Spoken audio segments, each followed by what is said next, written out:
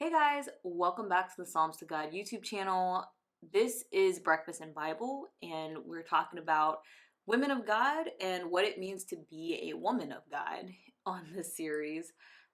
Today, I want to talk about infertility and what it means to be barren. I think that this is a topic that I don't know, I've always known the stories of the women we're going to talk about today, and I've always kind of realized that this was a thing or a pattern that was happening in the Bible, but I didn't really think about the topic heavily until I got older.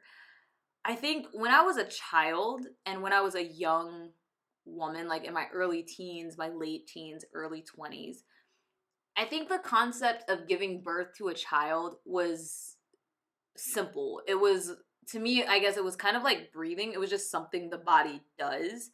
Um, and it seemed to me that if you were doing the things, then there was a chance that you would get pregnant and have a child. And so I don't think I really ever thought about how common infertility may be or any of the things that come along with it. So, for instance, people having miscarriages and stillbirths and things like that. I don't think I ever really thought about that in my younger years. And to a certain extent, I think that talking about it was more taboo in previous years than it is now. But also, I mean, when I was a child, why would the adult women in my family be talking to me about the fact that they couldn't conceive or the fact that they'd had a miscarriage or something like that? That really wouldn't have been, uh, you know, child conversation, I guess. So it makes sense that it wouldn't really come up until I was in my mid 20s, my early 30s. Now I'm in my mid 30s, where this is something that affects people that are my peers. And as I got older, as my friends started getting married and they started building their families, I started to realize that it's way more common than I thought. So many more of my friends than I expected had difficulty conceiving, had miscarriages, um, and I really didn't expect that. I mean, obviously, now that I'm in my mid 30s, you have some expectation that people are going to slow down with having babies or have more difficulty having babies because now we're in the quote unquote danger zone. But some of my friends had trouble in their early 30s, I mean their early 20s, and they're 24, 25, struggling to conceive, and I really did not expect things like that to happen. Now, on the flip side, I also have friends who are in their 40s that had babies at 40 and 41 and 42. So that is definitely still a possibility. Um, but as I started to think about that concept, the stories of the women in the Bible who had experience with infertility started to mean more to me. And I feel like for every woman that I'm going to mention today, we focus on very different aspects of their story. We don't focus in on their infertility because their stories are a lot more than that. And the children that they have go on to be such amazing people that a lot of times we kind of gloss over the fact that they struggled to have that child in the first place. And I wanted to slow down for a second and talk about the fact that they did have trouble having those children. Because I think as women, a lot of times we're told that our value comes from having kids. And a lot of times the pressure was put on the woman to have the kid. And if there weren't children, it was automatically considered the woman's fault, even though it could have been the man's fault. Um, and a lot of times, mean things are said about the woman when she doesn't have children. It's, oh, she's a witch. Oh, she's doing this and she's doing that. Even today, I see lots of stuff on, social media, this kind of like spiritualism stuff about like healing the womb, and the reason that you're struggling with infertility is because of your sinfulness. And there's always kind of this pointed finger at the woman that something is wrong with her and that's why she's not having babies. And I think as women, we often internalize that as well. And, I have spoken to friends who struggled with infertility and they felt like it was their fault and that something was wrong with them and that God was punishing them and that's why they couldn't have children. And so I wanted to stop and really, really look at the aspects of the stories of the women in the Bible who struggled with infertility. And before I even jump into it, I want to point out that I'm going to talk about 8 different women, one of whom is kind of questionable. I don't know if she actually experienced infertility. You'll understand when we get to that particular person. But at least 7 women in the Bible experience infertility directly, and we're told this, and God gives them the desires of their heart. And then this bonus person who may or may not, but definitely experienced not being able to have a child when she wanted one. And what's interesting to me is that we get very close up and personal with these women and what they went through, and we learn about their children and what happens to their children. But we're actually never given an example where God is striking down someone or cursing someone to not have to not be able to give birth or to bring forth children. Even in Deuteronomy 28, when it talks about the curses of Israel if they don't follow the commandments, it says that they would have children, but the children would be taken away from them. It doesn't say that the women will experience barrenness because of their disobedience. And we don't really get, like, we have the women who are notoriously evil in the Bible, like Athaliah or Jezebel, and we don't get stories about how they couldn't have kids. They actually, both of them do have kids.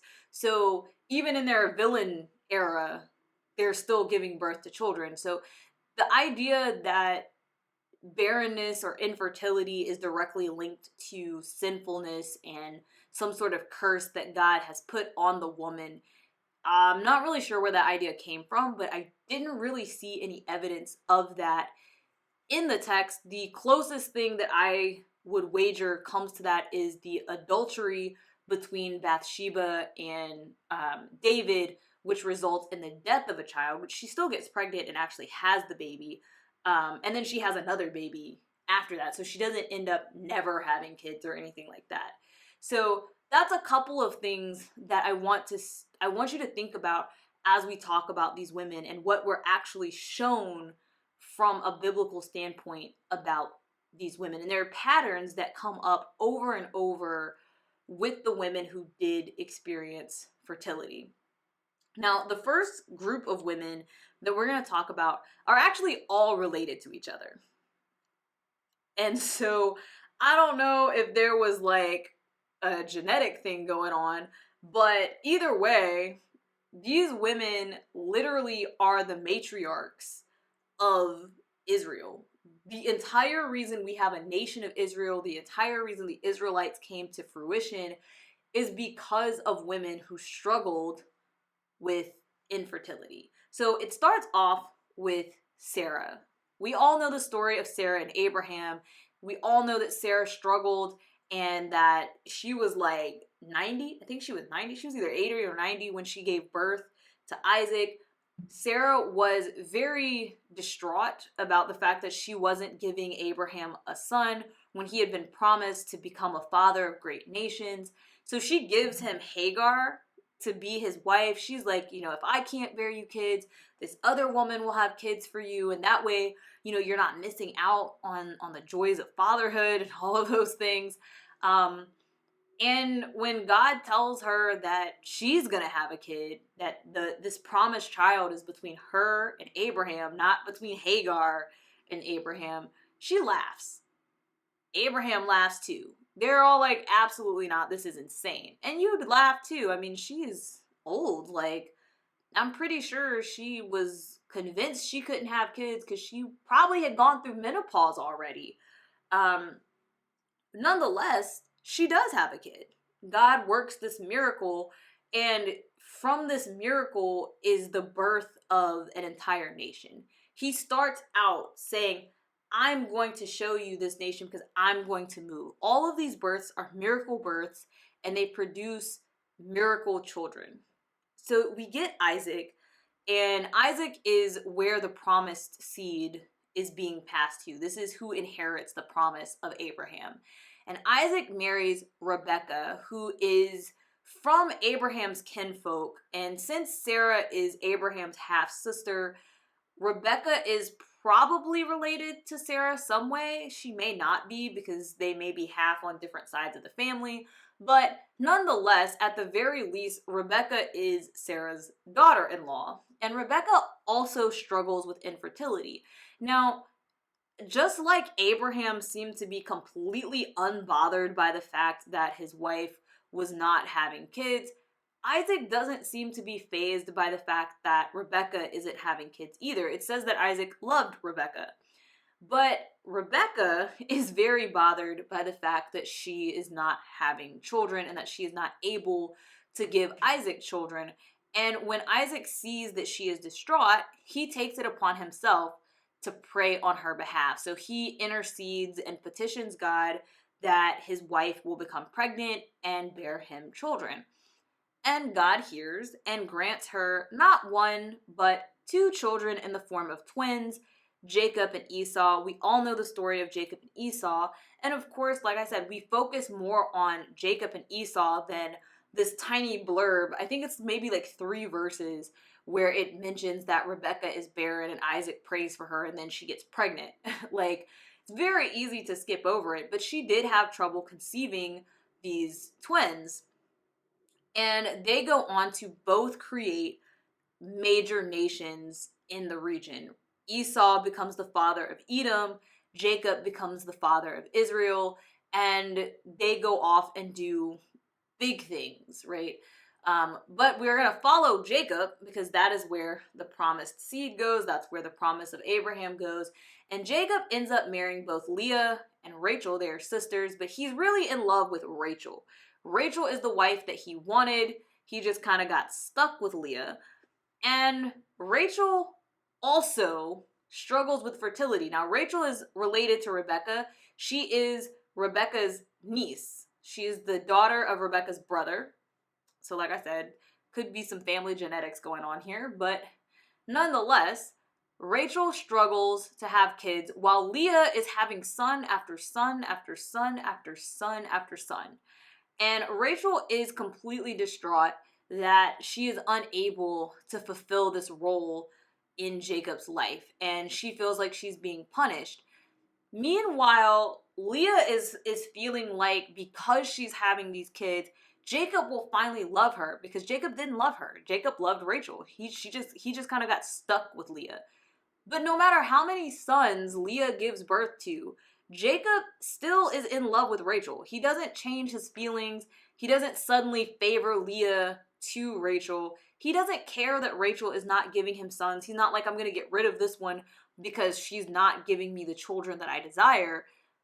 He doesn't care. He still loves Rachel. Now, Rachel is heartbroken, and she does exactly the same thing Sarah does and gives Jacob one of her handmaids to become his wife so that she can have children that way. And once again, God is like, nope, that's not the plan. That's not what I wanted you guys to be doing. So he grants Rachel her heart's desire, and Rachel has 2 children herself. She has Joseph and Benjamin. This time they're not twins, but she has Joseph and Benjamin. We don't really learn a lot about there are some stories about the tribe of Benjamin that are important. Obviously, it becomes one of the 12 tribes of Israel, but really the grand favored son is Joseph. He becomes a favorite of Jacob, but also he is a prolific interpreter of dreams. It is through his interpretation of dreams that both Egypt and Israel are saved during the famine because he is the one who tells them to prepare for it. So again, we have a miracle birth, a miracle child that progenerates even more miracles. Now, this last person is the one that I said, I don't really know if she actually experienced infertility. But I'm gonna include her because she experienced the effects of not having a child, and that is Tamar. Tamar was the daughter-in-law of Judah, Judah being another son of Jacob through Leah. And this is where we get the tribe of Judah. This is where we get David and Solomon and the Messiah, right? Very, very important lineage here that we're about to talk about. And so what happens is one of Judah's sons, his oldest son, marries this Canaanite woman named Tamar, and he dies before they have kids. Now, this is where I don't know how long they were married, so I don't know if Tamar was barren in the sense that she wasn't able to have kids, or if he just died. They just weren't married long enough for her to actually give birth to children. I'm not sure. But after they get married and he dies and she hasn't had any children, law requires her to marry his brother. That would be the next of kin. So Judah marries her to his middle child, his middle son. And the middle son is like, absolutely not. I'm not going to have a son with this woman and give my inheritance to my brother. Because what would have happened is if they had had a child together, their first son would have been considered the son of the older brother who had died. So when they are sleeping together, he chooses not to do the deed all the way. He doesn't see it to the end, and so it's not possible for her to get pregnant. And God gets very angry at this and strikes him dead. In the aftermath of this, Judah basically views Tamar as like a black widow, if you will. We've all heard people refer to women whose husbands have died like this, like, oh, she's killing off her husband, she's bad news, stay away from her. So he doesn't want to give his third son to her. So he makes up this excuse. He's basically like, oh, when he gets older, yada, yada, yada. And Tamar gets stuck in this like perpetual widowhood. She's not allowed to marry someone else, but she's not being permitted to marry the third son that she's supposed to marry. So clearly she's not having kids. She ends up tricking Judah into sleeping with her by means of prostitution. And that is how she gets pregnant. She also has twins, and these twins are what we know as the tribe of Judah. And so I'm including her just because it's a similar story, and she probably experienced similar feelings as the women who experience infertility. Now, moving outside of the patriarchs and the matriarchs and the beginnings of the nation of Israel, we still get examples of infertility within Israel. So here we even start getting women who we don't actually get their names, but their sons are still super important. So one of the first people we come to is the wife of Manoah, or Samson's mom. We don't get her name, but she's struggling with infertility. She's praying about it. And God himself is like, hey, I'm going to give you a kid. I want you to follow this particular diet, and you're going to give birth to this child, and he's going to be a miracle baby. He's going to be super strong, and he's going to be a Nazarite. And this is where we get Samson, who is almost like Superman in terms of how he's described and his strength and his abilities, which of course he came from a woman who was struggling with birth. We see something similar with Hannah. Hannah's story parallels Rachel's in a way, in that she is part of a plural marriage. It's her and another woman who are married to Elkanah, and she is struggling to have a child when the other woman has already had children. She goes to the temple, she's praying so hard the priest thinks she's drunk. And God hears her and grants her the desires of her heart.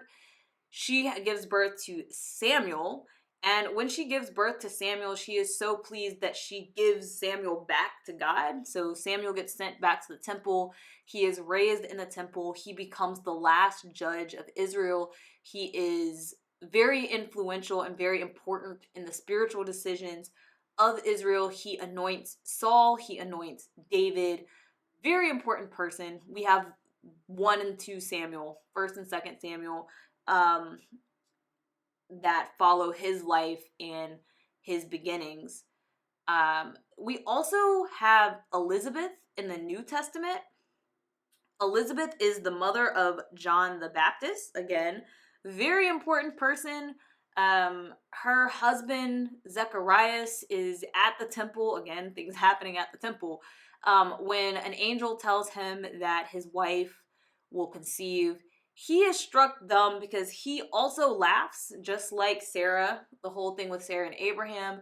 He is convinced that his wife is not going to have a baby. She's too old. She's barren. But God grants them a child.